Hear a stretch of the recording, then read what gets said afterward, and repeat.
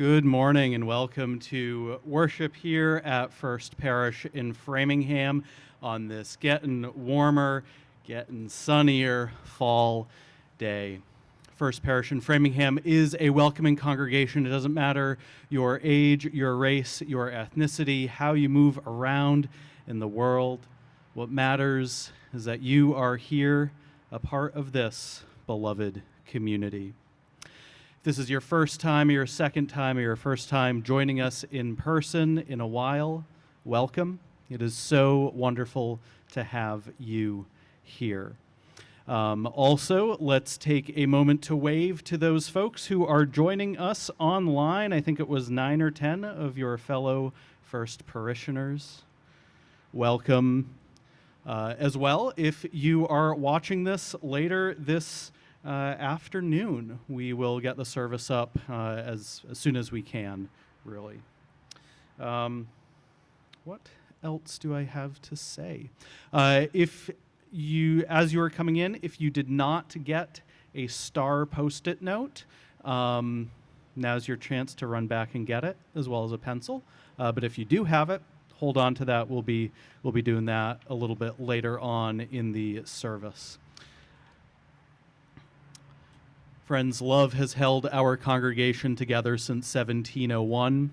It's a love larger than this space, than that meeting house, than the virtual spaces where we gather. So welcome to First Parish in Framingham.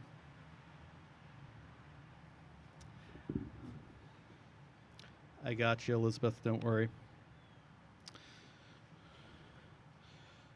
The motto for worship in virtual times is scramble and be flexible. Mm-hmm. So this Chalice Lighting is brought to us by the superheroes Spider-Man, the Green Lantern, and the Human Torch, compiled by my colleague Cynthia Landrum. Mindful that with great power comes great responsibility, we light this chalice in the hopes that in the brightest day, in blackest night, our faith will flame on.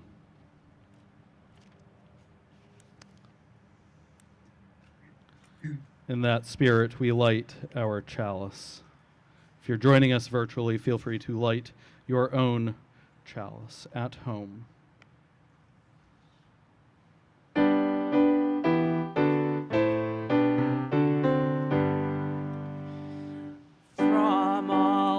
Dwell below the skies, let songs of hope and faith arise, let peace, goodwill on earth be sung, through every land, by every tongue. Love is the doctrine of this church. The quest of truth is its sacrament, and service is its prayer, to dwell together in peace, to seek knowledge and freedom, to serve all life with compassion, to the end that all souls shall grow into harmony with the divine. This is our great covenant, one with another and with our God.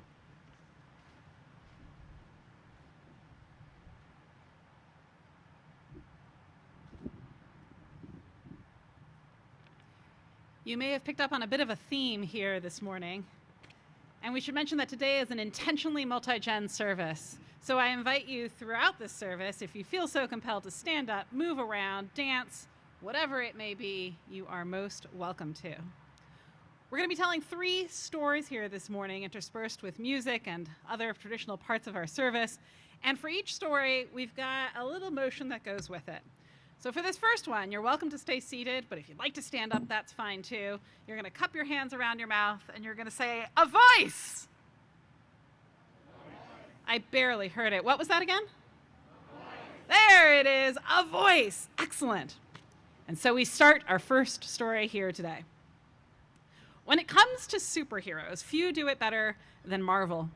Iron Man, Captain America, Black Widow, Spider-Man, Captain Marvel, the Green Lantern, and so many more iconic characters who stand up for what's right, make change with every swing, every fight, every glowing moment.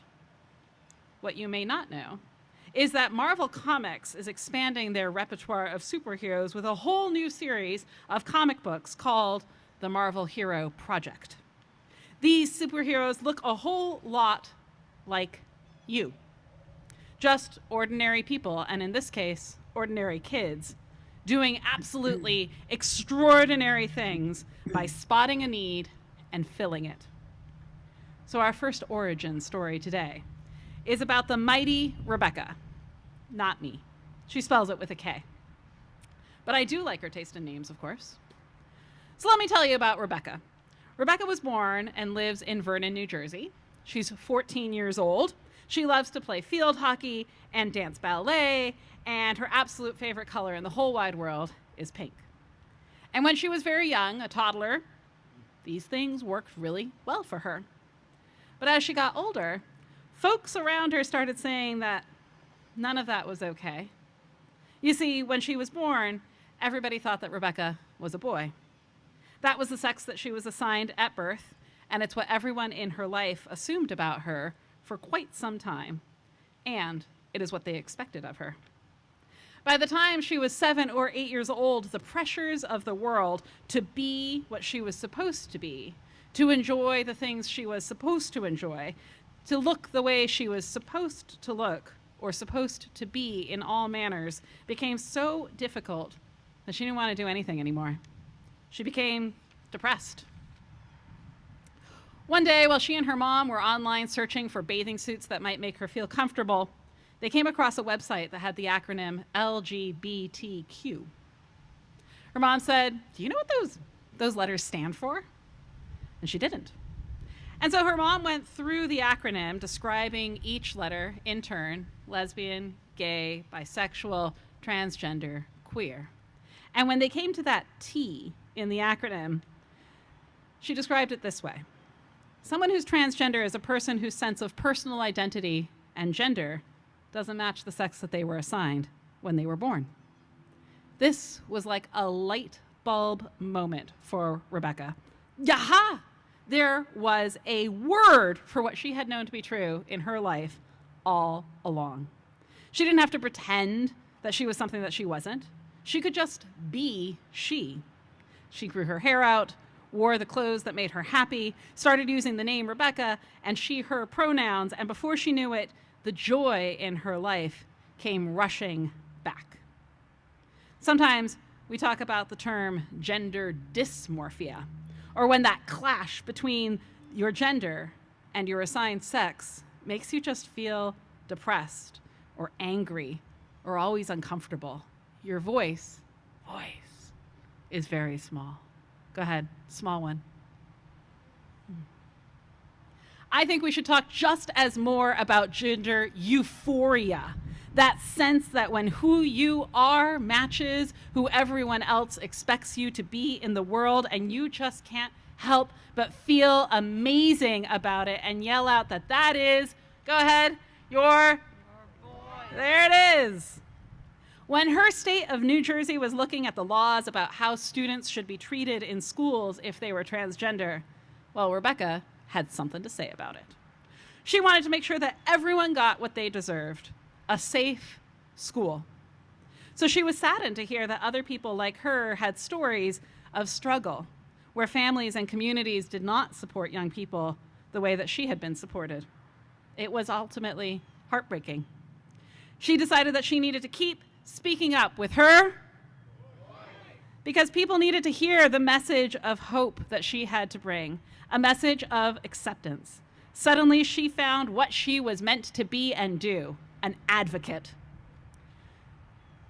At rallies and speeches and events all throughout New Jersey and even in New York City, she said these words: "You are brave, you are beautiful, you are strong, and you are not alone, and you have a..." As her voice was more and more heard across her state, she knew she could make a giant impact on the world. She could absolutely change it. And that's what she's still doing today. It's thanks to her that starting this year in New Jersey, schools will teach the history that includes the stories of people from the LGBTQ community by law. so that kids can see themselves in the works that they study every day. This is her message. This is her voice to all young people everywhere. Be yourself. You are perfect. You are whole and you are holy. She takes her love and her confidence and she shares it with others so that they too can feel the exact same way. She is the mighty Rebecca, and her superpower is her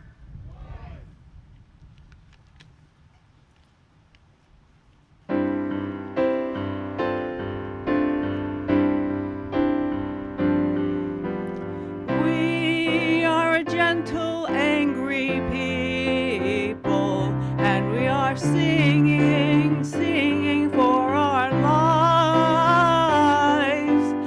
We are a gentle, angry people, and we are singing, singing for our lives. We are a justice-seeking people, and we are singing, singing for our lives. We are a justice-seeking people, and we are singing, singing for our lives.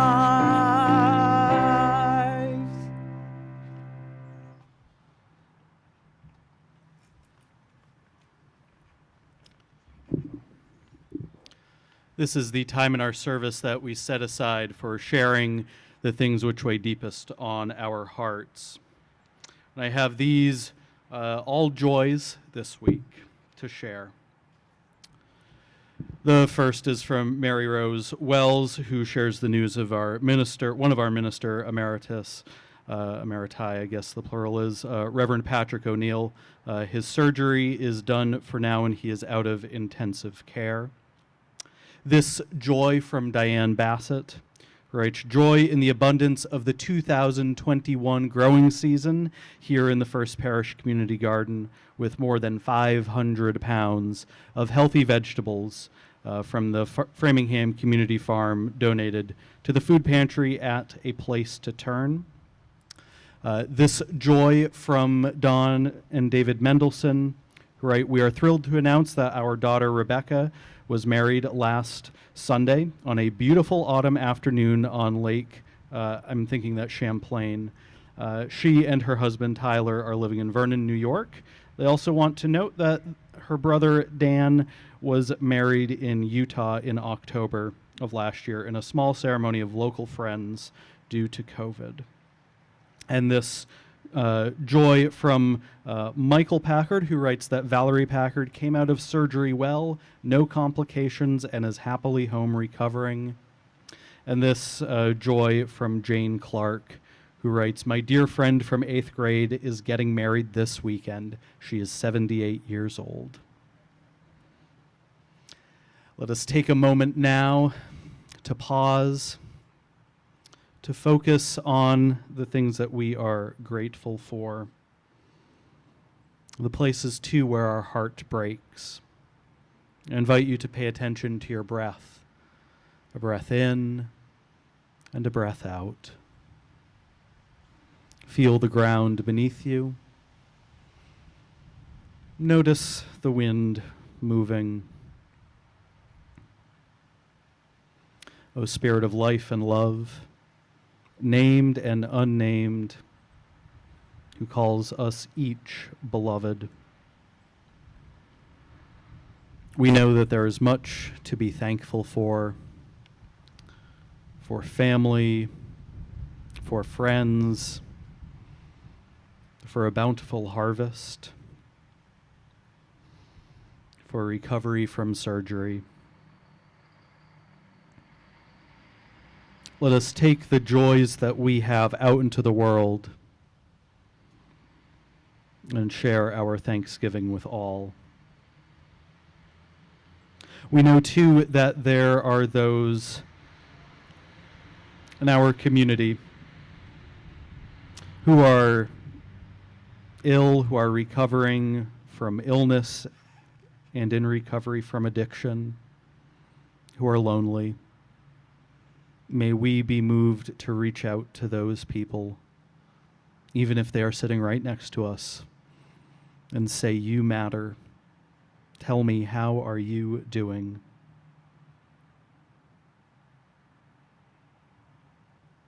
We know, too, that there is brokenness in this beautiful world of ours.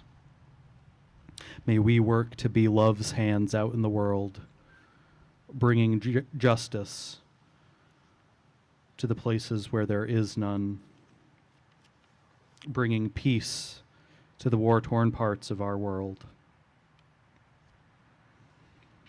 And when we are quick to temper, when we fumble, when we put up barriers between our loved ones, our friends, our authentic selves, and perhaps the divine, may we remember that because of that breath, we can always move into right relationship once again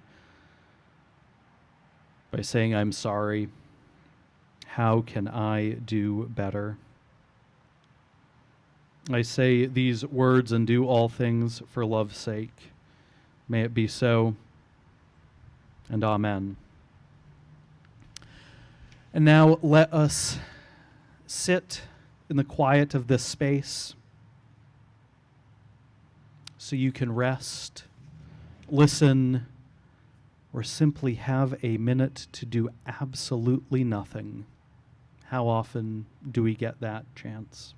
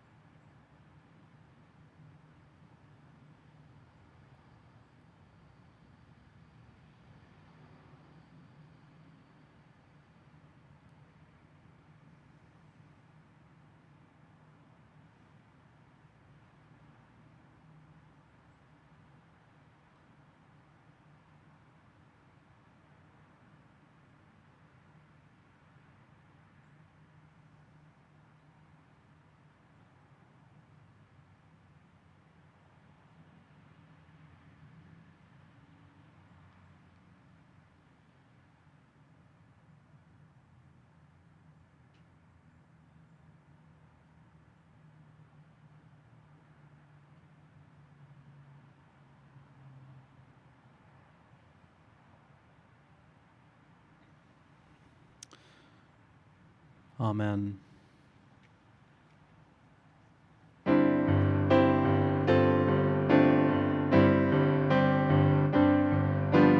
We are young and old together, and we are singing, singing for our lives. We are young and old together, and we are singing, singing for our lives. We are a land of many colors, and we are singing, singing for our lives. We are a land of many colors, and we are singing, singing for our lives.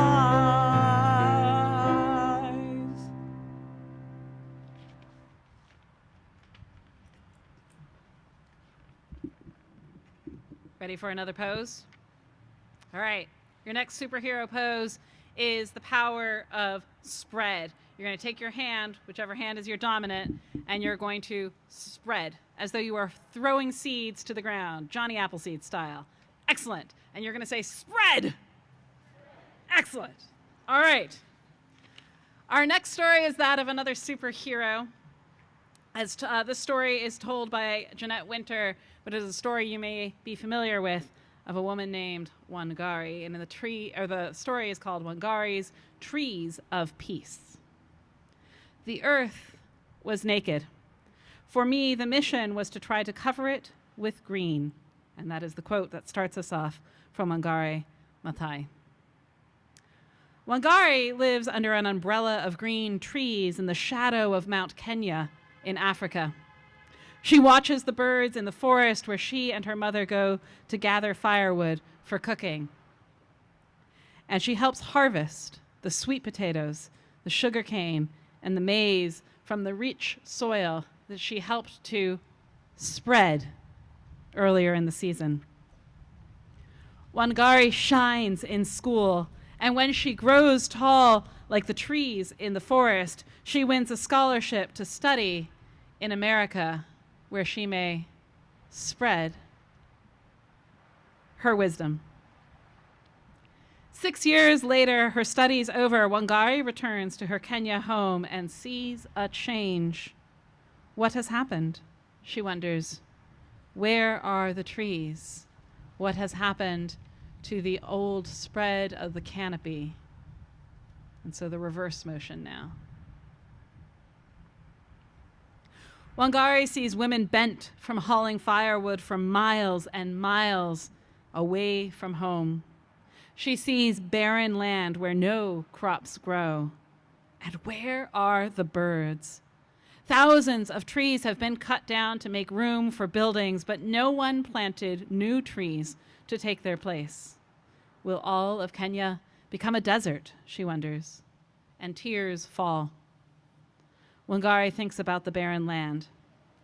I can begin to replace some of the lost trees here in my own backyard, one tree at a time.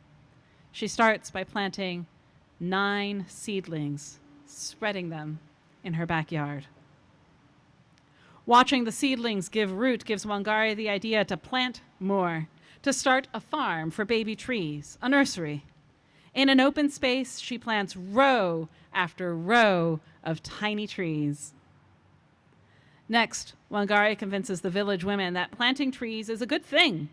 She gives each one of them a seedling. Our lives will be better when we have trees again. You'll see. We are planting the seeds of hope. Take these and them through the village. The women spread out over their village, planting tiny trees in long rows, like a green belt stretching over the land. The government men, they laugh. Women can't do this, they say. It takes trained foresters to plant trees. The women ignore the laughter and keep planting. Wangari pays them a small amount for each seedling that is still living after 3 months, their first earnings ever. Word travels like wind rustling through the leaves, spreading about the green that is returning to Wangari's village. Soon, other women in other villages and towns and cities in Kenya are planting long rows of seedlings too. But the cutting continues. Wangari stands as tall as an oak to protect the old trees still remaining. We need a park more than we need an office tower. The government men, they disagree. Wangari blocks their way, so they hit her with clubs. They call her a troublemaker and put her in jail to prevent her from spreading her message.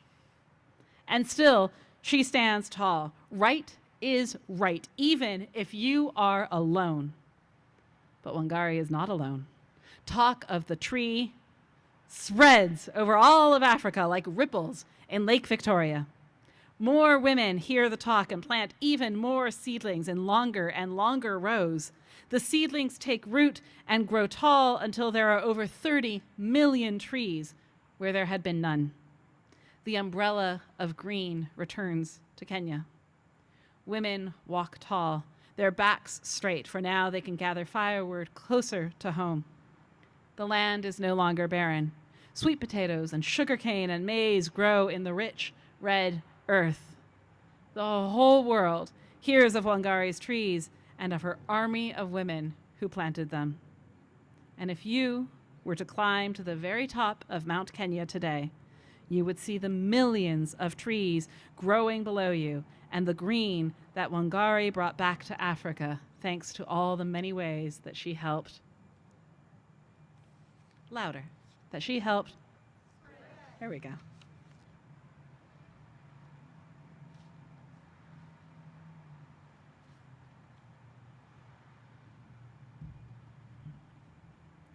And now we take a moment to acknowledge yet another superpower, our collective power to support the mission and vision of First Parish through our financial contributions.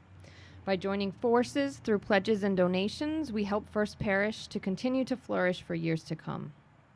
We give because we believe in the power of this community and its roots in our values, our faith, and our friends. For those of you here today, at the close of services, please place your offering in the bowl at the back of the courtyard and remember to put the paperweight back on top of it. And if you're joining on Zoom, you can give at our website, uuframingham.org, and click on the Give Now link. And in this spirit, we gratefully accept the offering.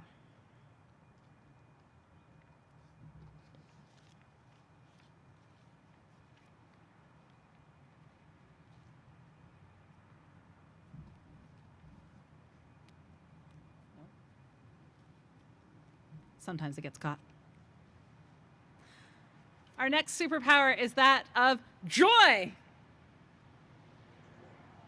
That sounded a lot like meh. Happiness. Let's try it again. The power of joy. Ah, I love it. Thank you.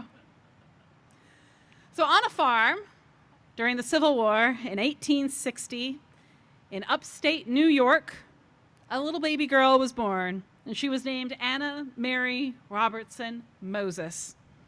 She had a great childhood, looking after 9 brothers and sisters, sewing, roaming the woods, cooking, rafting down the river, making candles and soap. And as she grew and turned 12, her mother sent her to live with a rich family to become an aide within the home, a house girl. She used all of the skills that she had learned as a small child to help the very rich family whose home she lived in. And as she worked, she was drawn to the artwork on their walls. She would find herself working and stopping and staring at the beautiful paintings all along the hallways and in the living room and the dining room. Pictures of everyday life, especially those by Currier and Ives, if you've ever seen those. She was taken and fascinated, but busy and had a lot of work to do. Later on in life, as she was working in another home, the family that she was working for hired a young man named Thomas Moses, and the two of them fell in love and got married. On the very day of their marriage, we moved from New York to Virginia so that Thomas could start a brand new job as a dairy farm manager. This was hard work, and so Anna Mary joined in, doing chores around the home, making butter from the milk to sell for extra income, and raising their own 5 children. But the two of them were good at saving money, and eventually they bought their very own farm back in their home state of New York. This was the place that Anna Mary Moses painted her very first painting. She had been wallpapering the walls of her new home, and as she came to the very last room, wouldn't you know it, the wallpaper ran out. But there was just a little segment of wall that was left. She wasn't going to go out and go buy a whole nother roll of wallpaper. That would be such a waste. And so she found a wooden board and stuck it right onto the wall and painted a little scene on it, one of her home when she had been a child. When Thomas came back from the field, he was surprised to see how beautiful the artwork that his wife had painted, and he encouraged her to do more. But she was too busy raising children and managing a home and trying to earn extra income on the side for such frivolous endeavors as painting. After Thomas's death, Anna Mary moved in with her daughter way up high in the north country of Vermont. And there she took up embroidery to pass the time. That's making pictures with needlework and yarn. These embroidered pictures turned out really quite lovely. She'd stitch them and give them away as presents or hang them in the house or sell them to people who came to town. But as the years went on, the joints in her hand started hurting more and more, and when she threaded and pulled the yarn, she was unable to do so anymore. She was 78 years old when she put down the needle and yarn and, with the insistence of her sister and her friends, picked up a paintbrush once again. Painting wasn't nearly so painful on her joints, and suddenly she felt that she had found her joy. Painting pictures of the countryside where she grew up, her favorite activities when she was young, her memories became her passion. Before long, she found her pictures entered into the country fair, displayed in the pharmacy for sale in town, and wouldn't you know it, she won not a single blue ribbon, not even a regular ribbon, not even a participation ribbon. And those pictures and paintings in the pharmacy, well, they sat there for over a decade. Not a one of them sold. Till one day, something happened. You see, an art dealer by the name of Louis Calder came by, and he just had to have those pictures at the pharmacy where he was stopping by to pick up something that he needed. Those pictures seemed to have a warm appeal, and he could tell that the artist wasn't ever formally trained in art, because he knew about art. And so he came to the pharmacist and he said, "By the way, I'd like to buy all 5 of those paintings, and could you tell me, do you know who the artist is?" And the man said, "Well, sure. She lives just down the street."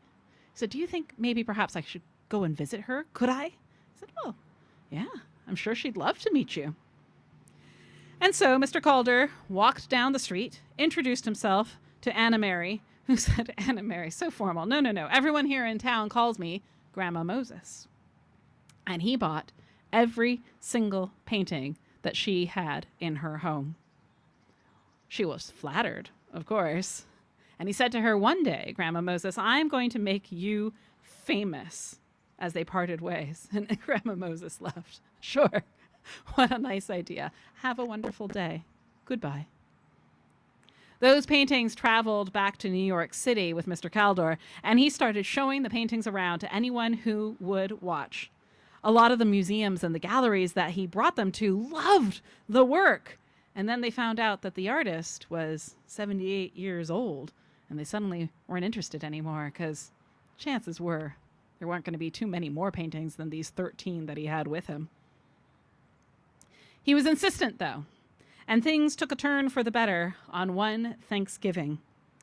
Gimbel's, a department store in New York City, was trying hard to bring people into the store, and so they created an exhibit of art and wanted all of the artists to be standing next to their artwork to create a kind of festival of joy. They absolutely loved Grandma Moses' artwork. They invited her down to New York City, and she said, "Whatever shall I wear?"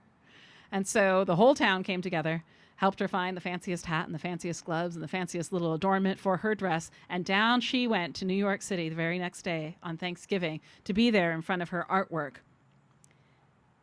And the people who came by and saw her artwork, they were overcome with joy. Before she knew it, her artwork was spreading all over the country. She was in the Museum of Modern and Contemporary Art. She was selling works all over the place. They loved the way that she was capturing a sense of America that felt like a slice of history. Mr. Calder had been correct. Grandma Moses was famous, and not only that, but rich. One of her paintings sold for $1.3 million at auction. Well, you can imagine Grandma Moses feeling a little overwhelmed by that. Hallmark, the card company, started to put pictures of her artwork on their cards. Plates and cups were being sold with the images of her art, and the United States Postal Service even made a stamp of one of her paintings. Grandma Moses went on to live to be 101 years old. And she never lost the joy of making art. She was creative and hardworking, witty, and most of all, the people who knew her well said that she was always kind. She became an inspiration to many, a reminder that it doesn't matter how young or old you are, you can always try something new. A reminder that you don't have to listen to what the critics have to say, so long as you are doing something that brings you joy.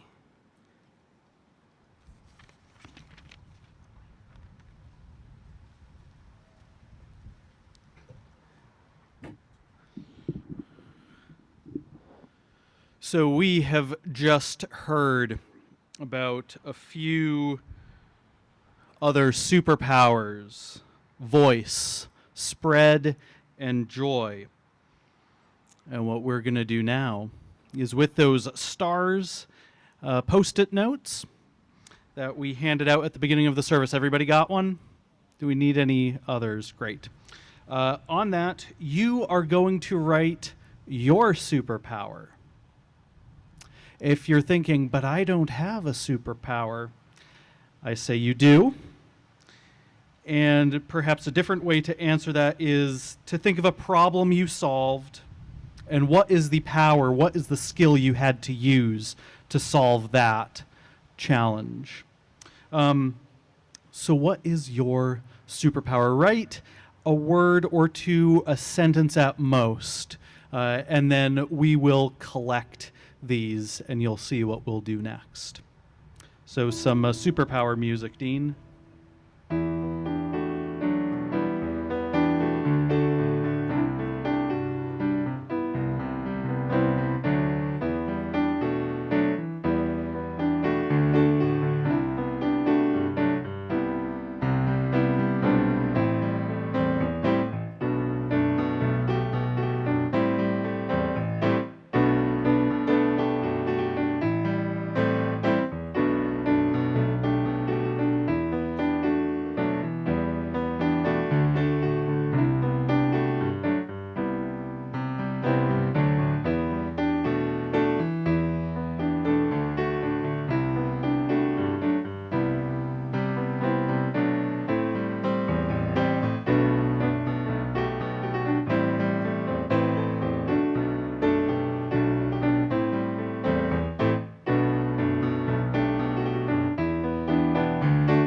Once you've got that written down, feel free to put your star up into the air and we will come by and collect them.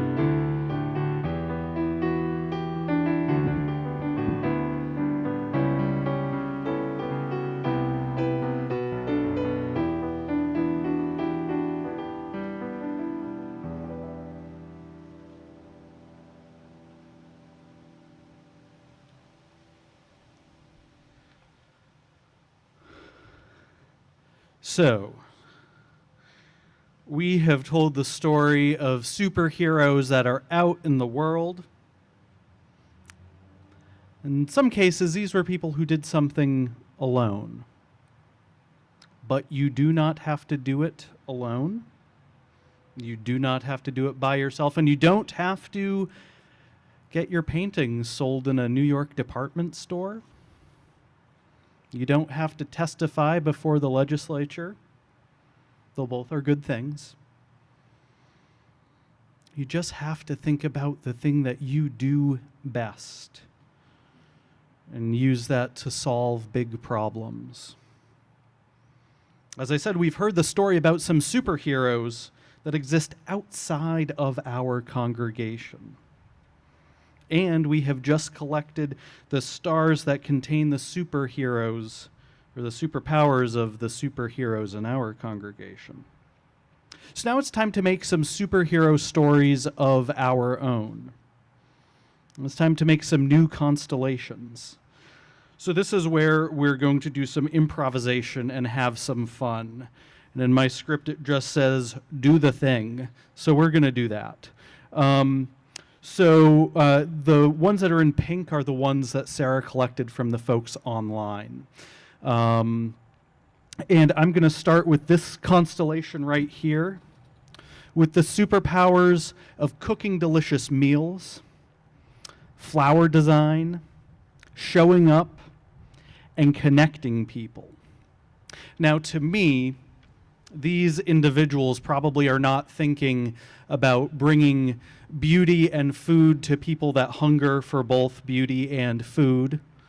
But to me, this is a constellation, a superpower that is working to perhaps feed homeless people and bring them some dignity with also having flowers and making the space look beautiful. Individuals on their own probably weren't thinking of that. But when our powers combine, we can do great things. Rebecca, what's a constellation you've got?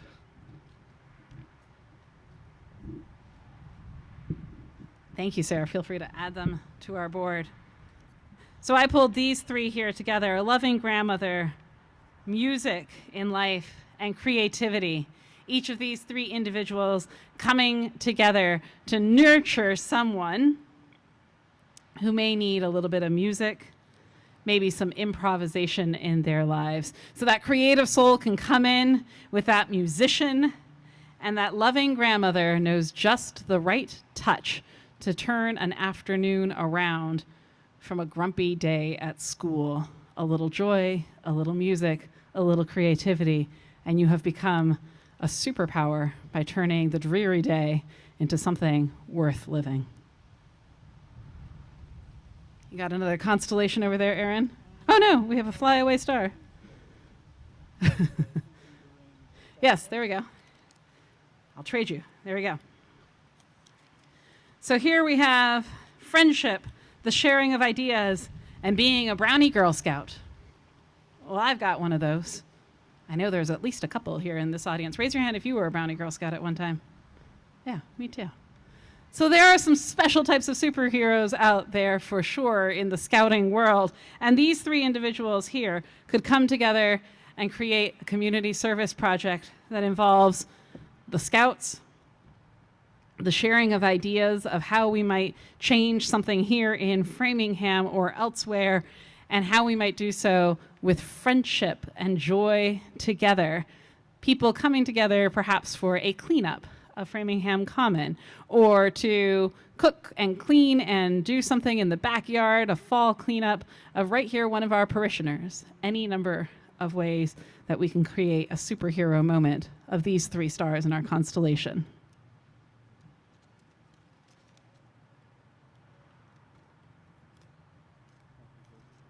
Yeah.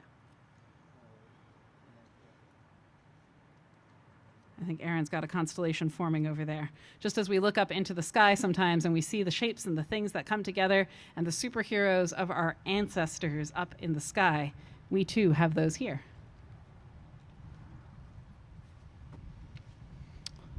All right, and a final one.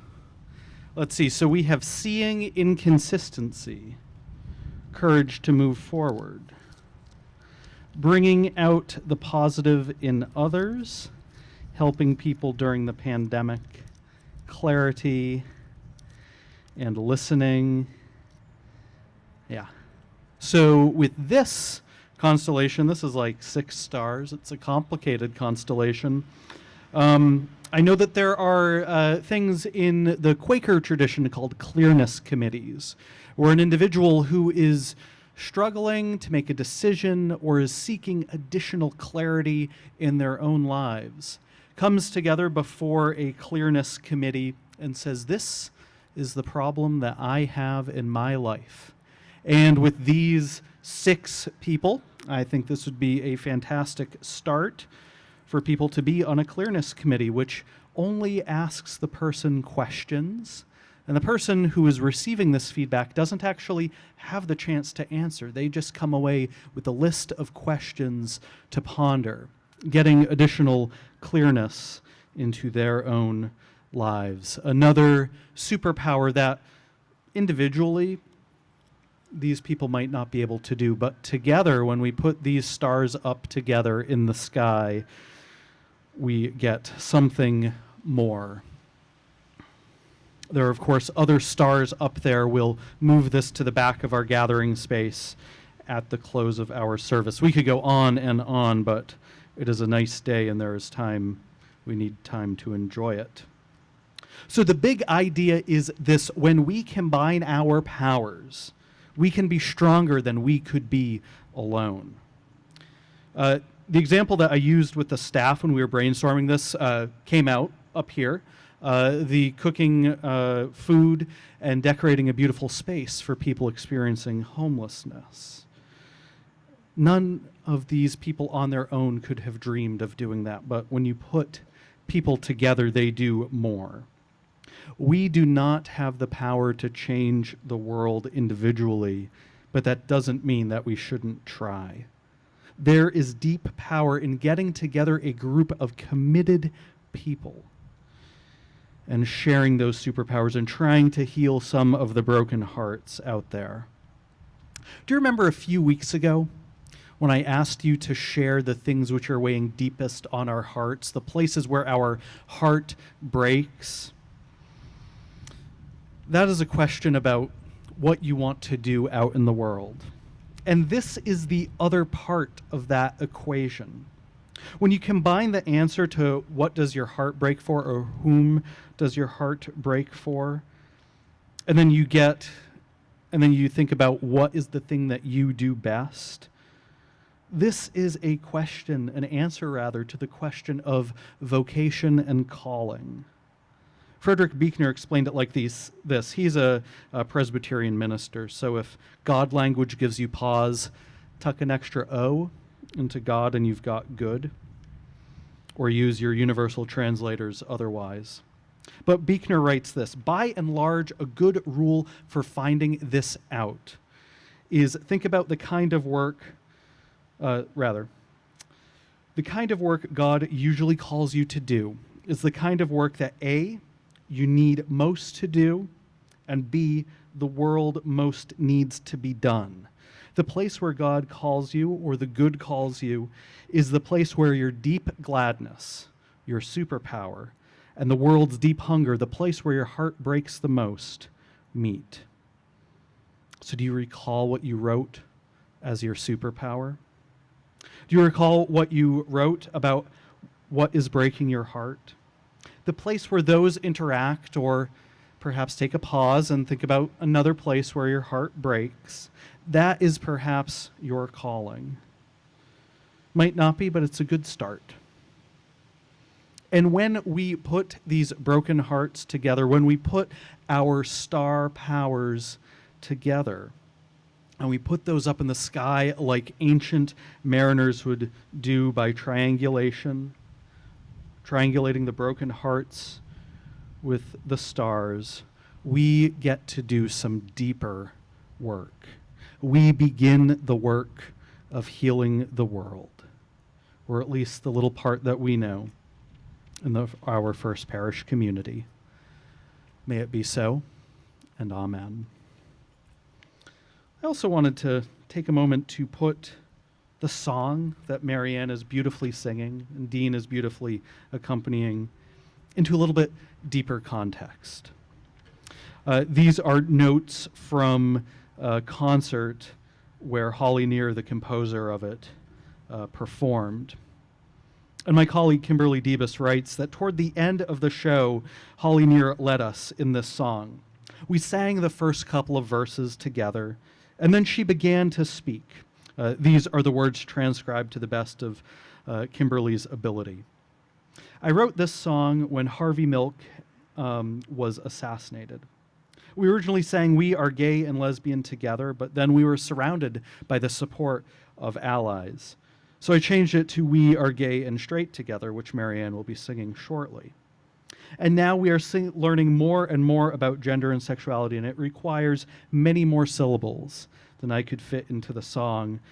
So at that concert, they just sang "We Are All in This Together." So that's the larger context that that song existed in and was created for, which I always think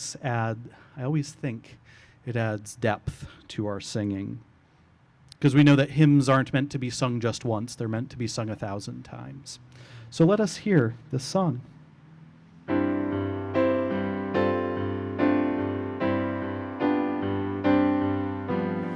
We are gay and straight together, and we are singing, singing for our lives. We are gay and straight together, and we are singing, singing for our lives. We are a gentle, loving people, and we are singing, singing for our lives. We are a gentle, loving people, and we are singing, singing for our lives.